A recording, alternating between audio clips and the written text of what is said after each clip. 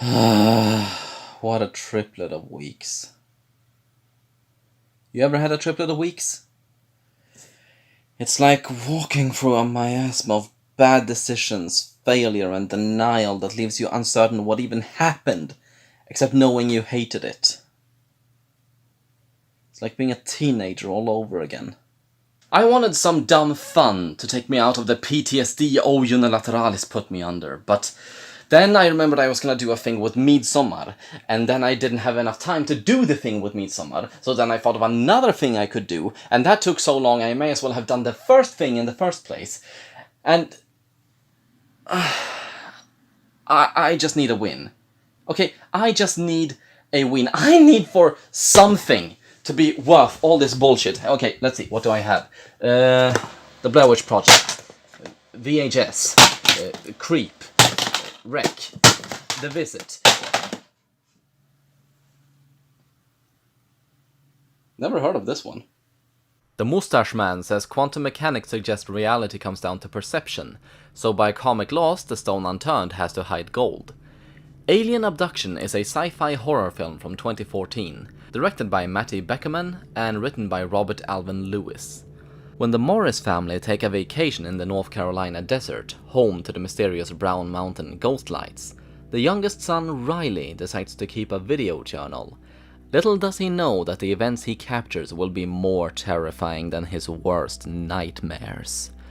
On the last night of the trip, they begin to encounter supernatural phenomena. Lights flash outside their tent, and 3 distinct star-like objects loom in the sky. As night falls, the family discovers that the myths of alien abductions are very real, and events build to a horrifying conclusion in the skies above Brown Mountain. Or at least that's what it says on the box. That's a lot of words for a very thin plot. But maybe this is exactly what I need right now. Violently red lights punctures the dark, as remarkably tiny hands finger the camera lens, implying they have no understanding of the equipment they hold. Slowly, as if moving through water, the strange camera holder lumbers through the gloomy corridor, unintentionally panning across what seems to be dingy surgery halls. There is screaming. Suddenly, the creature drops the camera down what seems to be a garbage chute, down an astounding fall, as suddenly the camera plummets from miles above the surface of the earth. Hold up! The camera fell from outer space and survived. Okay, we're taking this movie seriously? All in all, this is a very good opening. Not only can't I remember any found footage film starting out in a similar way, it's also a very creepy and striking mix of practical effects and editing tricks. It feels so dingy and unsettling. I could complain about how it looks less like a high-tech laboratory and more like a haunted house, but I don't really care because it's so atmospheric, and if this is how the film opens, it sets the standards damn high. And then it goes and spoils it with a showreel of exposition, mixing messages from the director with news clips that says yes indeed something weird is happening at Shit Heap, California. Or Brown Mountain, either one. Starting with the camera being dumped out of the UFO was novel and interesting. It gives the impression the footage may try to stand on its own without trying to convince the audience that this most definitely really did happen in real life. Adding this exposition after that feels really awkward, not to mention fabricated. It's all mixed up with fake tape glitches and channel switches and poor audio quality to evoke the feeling of conspiracy and intrigue. Not to mention it makes that opening feel superfluous, like it's not even supposed to be there, like we started at the end. Fuck. Anyway, the film then moves on to our human camera holder Riley Morris, played by Riley Polanski. His character is supposed to be autistic, but aside from him occasionally rattling off some number patterns and the occasional fact, it doesn't really come across. Like, at all. And I know autism is a spectrum you can't really boil down to one behavior, but it does come across like Beckerman asked himself how to make Riley more interesting without having Lewis rewrite the script and said, "Let's make him autistic! Hooray for inclusivity!" Then it's time to rattle off the rest of the characters. Corey Morris, no relation to Marcy Darcy. played by Corey Eade, Gillian Morris, played by Gillian Clare, Peter Morris, played by Peter Holden, and Katie Morris, played by Catherine Sigismund. You may have noticed I didn't spend 5 minutes explaining their personalities. That's because the most interesting thing about them is Holden's character name. Is it just me, or does Peter Morris sound like a porn star? Peter Morris. Anyway, the Morris What Is Mores are going on a camping trip because they're a loving all-American family who haven't done shit to deserve anything bad happening to them. Well, other than piss me off.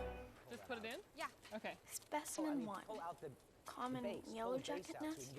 Look, just do the humane thing, get a spray can, light it on fire. We're going for a hike. We're gonna go man things. And you're bringing the kid?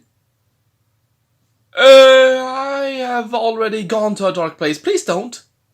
Again, this doesn't really go anywhere, aside from establishing they are a family on a camping vacay in the Brown Mountains, so I'll take this opportunity to address something else about this film. I am fairly sure the only reason Beckerman made it found footage was to cash in on the trend. First of all, it's filmed in pitch-perfect quality, with only the camera movement suggesting it's supposed to be amateurish.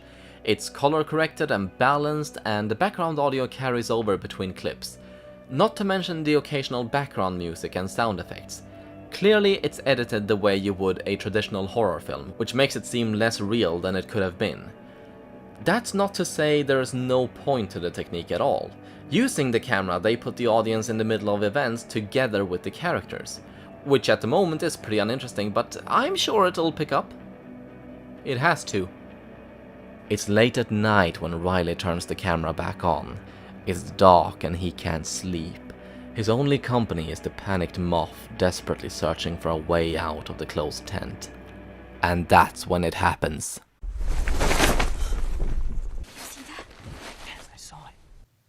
Something weird happens and people actually notice?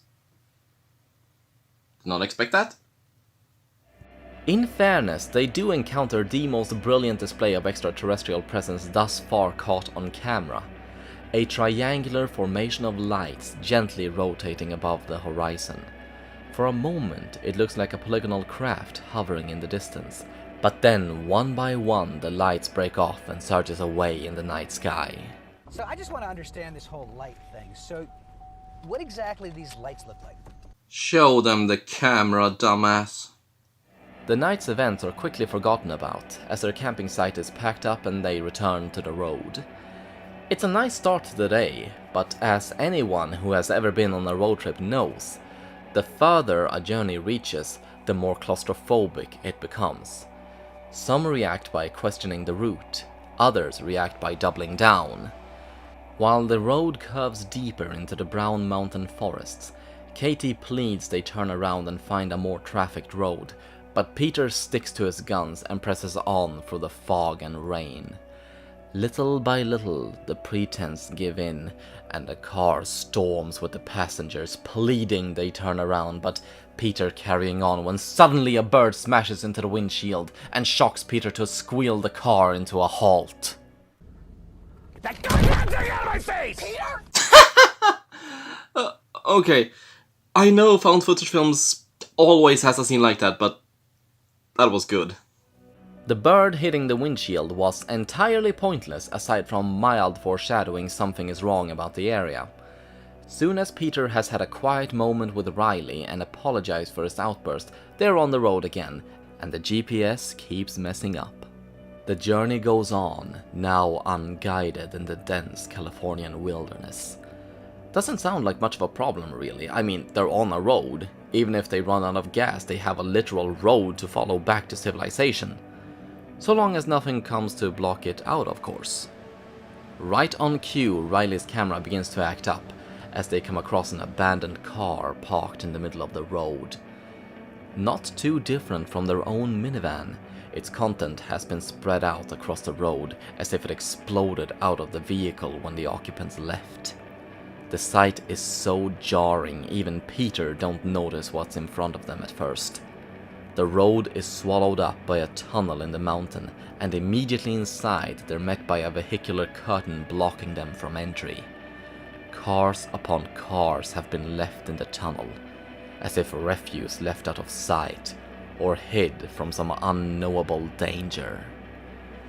There is something really unsettling about seeing all the abandoned cars left there. You start questioning how they got there and why, but there's no obvious answer. You just know something terrible must have happened for this to be the aftermath, and you would think that would frighten the family off, and almost does. But Peter decides to take this moment and be stupid, instead getting out of the car to take a look at the tunnel of death. And he brings Corey and Riley with him. Corey I can understand, he needs some backup in case something goes wrong, but what did he achieve by bringing Riley other than needlessly putting the kid's life in danger?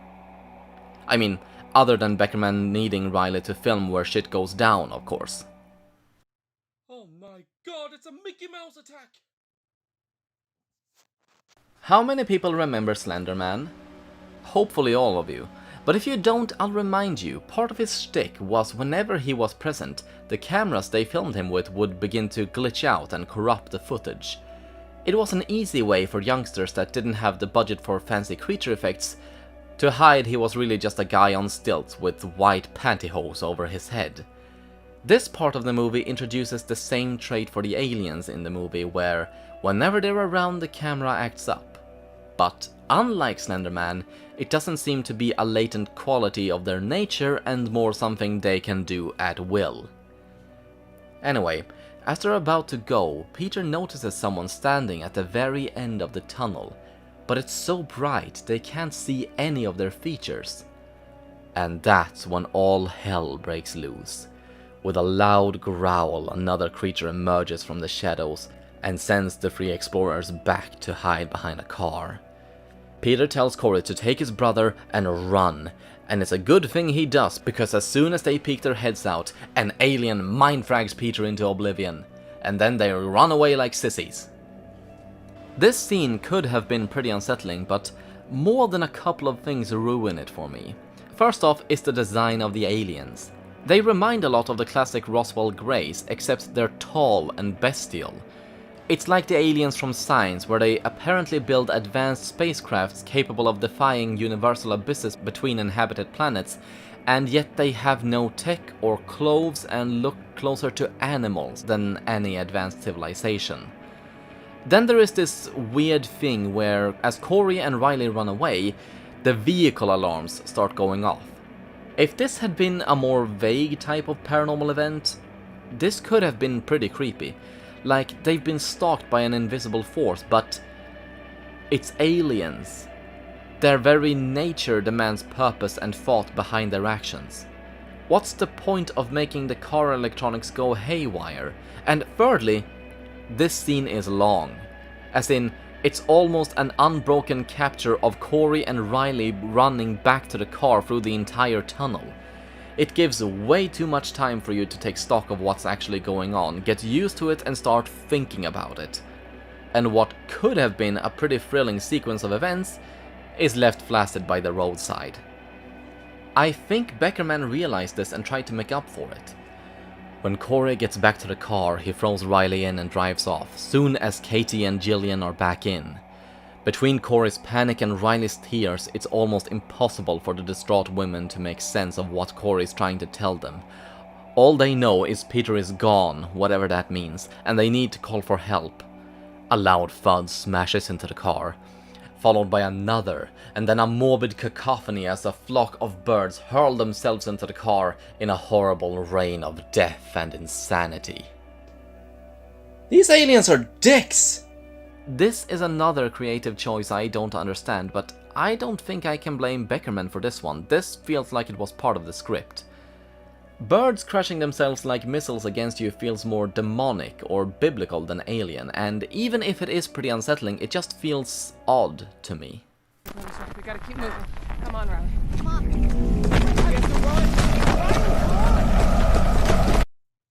Okay, let me just say, if you're going to attack your characters with the Foley department, a key aspect of that is not to turn the camera in the direction the sounds are coming from, showing there is nothing there.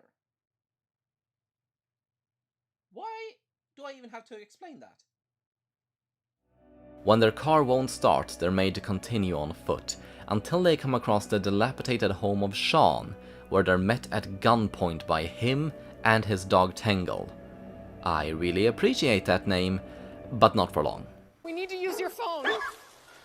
Okay, call me sick, but I kind of like that this movie is so open with how meaningless the animal is that it's barely in the frame for 5 seconds. While Sean met them in a bladed stance and aiming flat on Corey's chest, once it dawns on him they are in legitimate danger, he lets them inside. For a moment one wonders if they'd be more safe outside, as Sean is a gruff misanthrope who don't take kindly to city folk around here, them and their retard son. However, as the situation becomes clearer, he reveals himself to be a spiritual brother of Quint from Jaws. A survivor who knows strange things are taking people in the mountains, but long as he don't bother them, they don't bother him. And still, rather than leave the family to their fate, he took them in and will hold them until the danger is over, for no other reason than it being the decent thing to do. All of this makes Sean my favorite character by far, and not just another flat stereotype, even if he might seem like one. Guns and a banjo.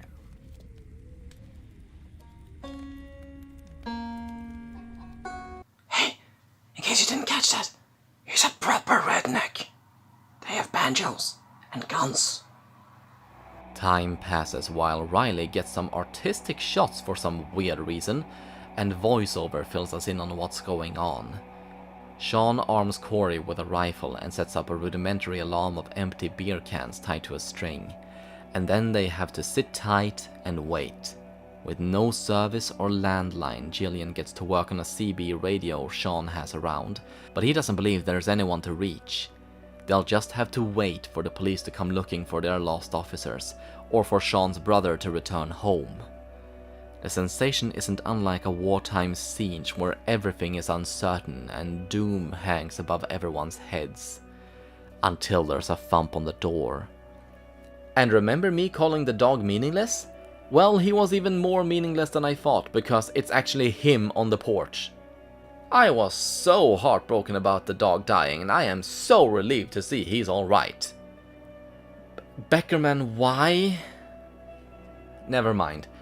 In a fit of filial rage, Corey makes for the door, suddenly consumed by the thought that his father may be alive, but Sean stops him. What's he gonna do? Run out there in the dark? Just run around like a headless chicken hoping he'll find his papa? No, he's the man of the family now. His papa is gone. His mother and sister and brother, they are all relying on him now to protect them. It's time to step up and be a man.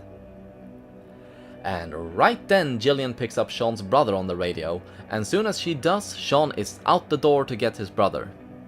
I know they're not really his responsibility, and he does let them stay in the cabin while he's gone, but after giving Corey that long-winded speech, leaving them to fend for themselves does come across as a bit hypocritical. Not to mention it pushes Corey over the edge in his already frazzled mental state. I don't deserve to make it through this. Well, at least you know. After spending all day in a rush of terror, sorrow, paranoia and helplessness, eventually the adrenaline retreats and they fall asleep. Not many hours later, they're roused again by blinding lights pouring in through the windows as the aliens attack the cabin. They defend their wooden fortress desperately, but it's a losing battle as their minuscule barricades buckle and the earthly bullets seem to do nothing.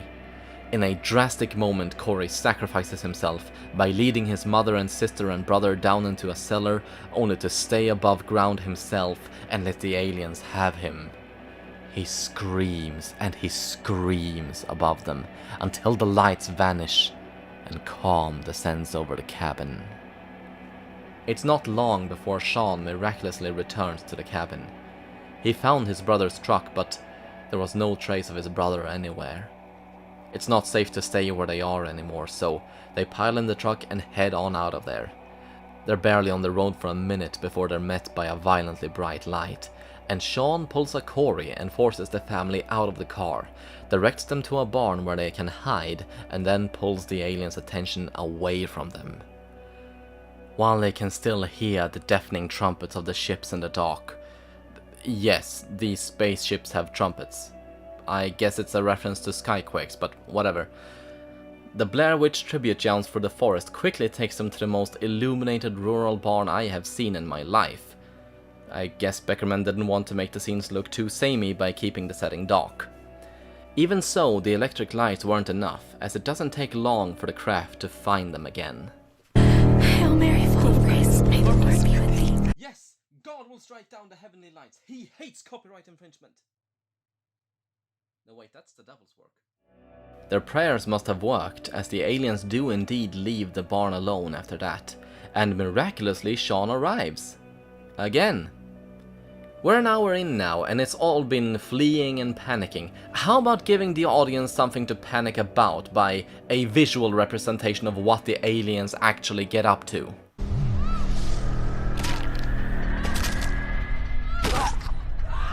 Okay, that was pretty neat, but even a Deus Ex Machina isn't safe from their own stupidity. No, not Sean! I need to break down why that's shit. Sean was the only character I gave a shit about, and he's been the most competent of the lot of them. But he saw what happened to Katie, ran outside after her, fired in the direction she was taken, and... seriously, fuck this bit.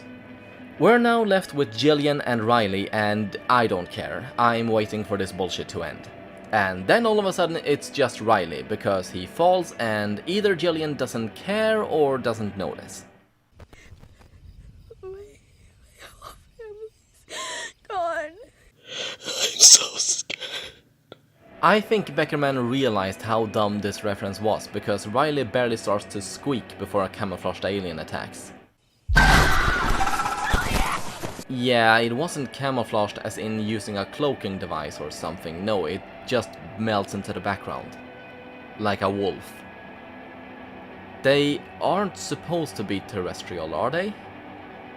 Anyway, in the nick of time, Jillian finds Riley again, and together they make it till morning, when the sunlight scares away the night and show them the way back to town. Which just so happens to take them back to the tunnel, but it's okay. A cop car rolls up just as they do, and they're both going to be fine. No, of course not. They were trying to make a horror movie, remember? And so it all ends, with Riley and Jillian sucked up into the atmosphere, getting experimented on, their camera is thrown down like trash chute because the film began with the end, and the camera is picked up by government beekeepers. What a fucking hassle. I feel like this film was made by someone who either had no idea how to make a found footage film or just didn't care. Beyond it being filmed on a handheld, there was nothing found footage about it. It was color corrected, audio balanced, overlaid with background music, and all of this didn't have to be a bad thing if the camera worked to put us in the moment with the characters.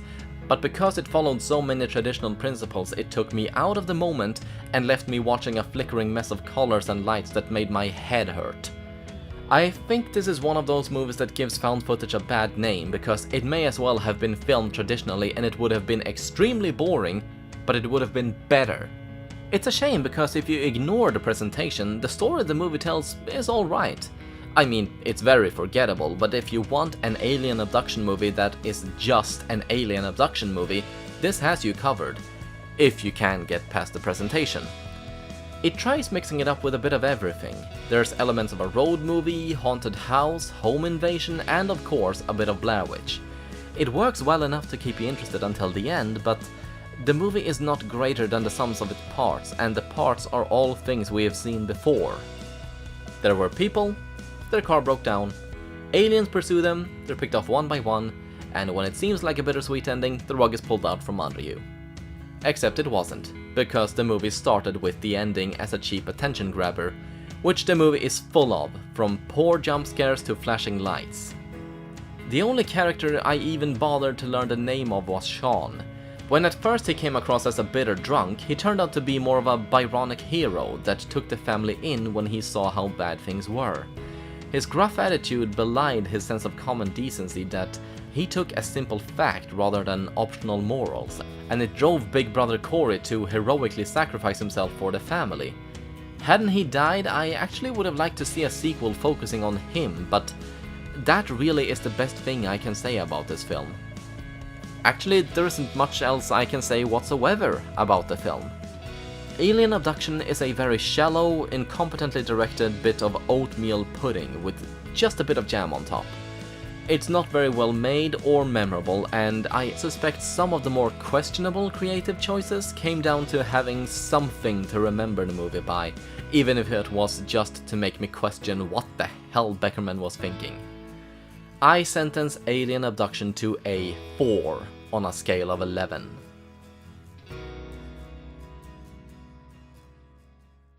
Well, it was nice to make another video like this.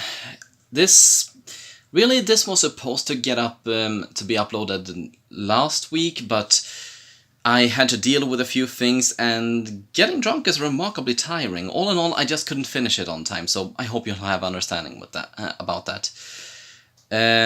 Also, I'm not back from work yet. My schedule is just kind of weird.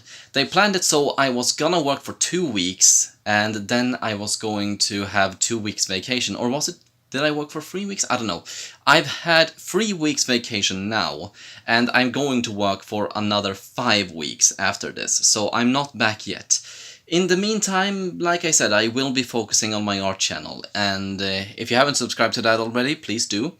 And around here, I'll still be making the in summary reviews, you know, just to have something. In the meantime, I just really hope this review tied you over, and I hope to see you again next time to take another look at what I found.